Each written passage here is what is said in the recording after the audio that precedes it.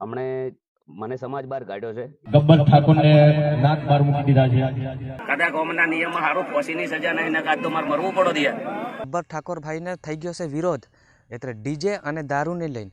તો દોસ્તો, ઠાકોર સમાજનું કહેવું એમ છે કે ડીજે ને દારૂ બંધ થવું જોઈએ, પણ ગબ્બરભાઈ ઠાકોરનું કહેવું એવું છે કે ડીજે નહીં બંધ થાય અને દારૂ બંધ થાય તો થવા દો, પણ ડીજે નહીં બંધ થાય।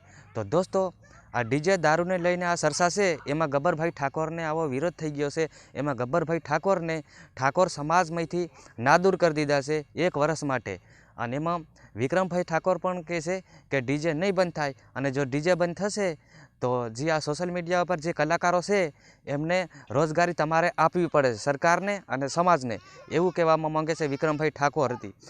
ડીજે વગાડશો એટલે બધા ભેગા થશે, નાચશે કુશે, દારૂ પીશે ને ઝઘડા થશે।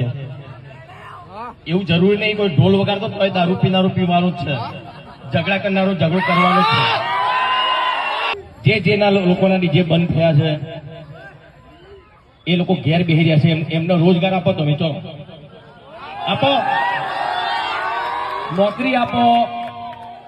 નોકરી આપો, કઈ ધંધો તમે આપો ને।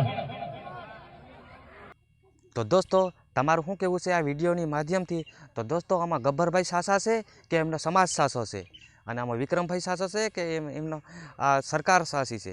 તો દોસ્તો, ડીજે અને દારૂને બંધ કરવાનું એવું કહેવામાં આવે છે, તો તમારું શું કહેવું છે દોસ્તો? અત્યારે તો ગોમ આખું મારા ફેવરમાં છે। મારું કહેવાનો મિનિંગ એ છે કે મારા ગોમની આબરૂજી છે। આ લોકોની ગોમની આબરૂની ધજાગરા બનાવ્યા છે ભેળા થઈ, 2 3 4 જણા ગોમના, 1 2 આજુબાજુના ગોમના, અને મારી પણ આબરૂજી છે। તો મને પણ ન્યાય મળે, અથવા આ લોકો ઘણું ટોર્ચર ને આવી રીતના બધું કરશે। હમણે આ વિડીયોમાં બસ આટલું, અને મળશું બીજા એક નવા વિડીયોમાં। ત્યાં સુધી બાય બાય,